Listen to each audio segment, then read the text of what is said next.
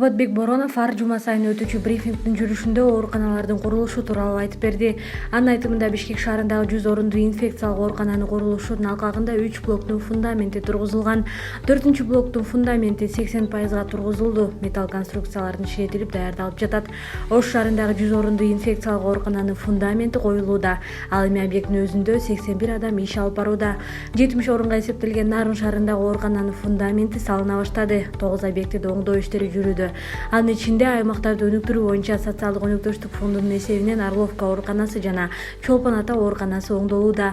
Ал эми Кара Суу районунда Токмок, Баткен, Көкжаңгак, Жалал-Абад, Каракол, Талас шаарларындагы ооруканалар капиталдык салымдар беренеси боюнча каралган каражаттын эсебинен оңдоо иштери жүрүүдө.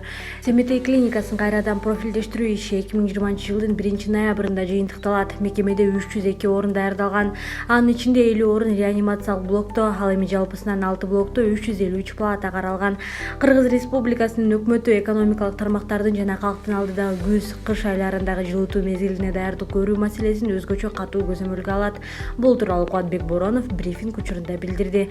Ал электр энергиясы, көмүр жана мазут менен үзгүлтүксүз камсыз кылынаарын белгиледи. Токтогул суу сактагычында суунун көлөмү аз болгонуна карабастан жарык менен камсыз кылууда маселе болбойт. Учурда көмүр ташып келүү боюнча тендерлер өткөрүлүп, келишимдерге кол коюлууда, деди өкмөт башчы. 2020 жылдын 1-августунда Кыргыз Республикасынын өкмөтүнө караштуу милдеттүү медициналык камсыздандыруу фонду саламаттык сактоо уюмдары үчүн 1,395 миң тонна көмүр алуу боюнча тендер өткөрдү. Учурда ар бир аймак үчүн келишимдер даярдалууда. Бишкек жэбине импорт көмүр алуу үчүн тендер 12-августка өткөрүлөт. Ал эми мазут үчүн тендердик арыздар 11-августта алына баштайт. Ошол эле учурда Бишкек жэбине жыл сайын берилүүчү ата мекендик көмүрдүн көлөмүн көбөйтүү саясаты жүргүзүлүүдө. Жалпысынан көмүр сатып алуу процесси бекитилген графиктин негизинде ишке ашырылууда.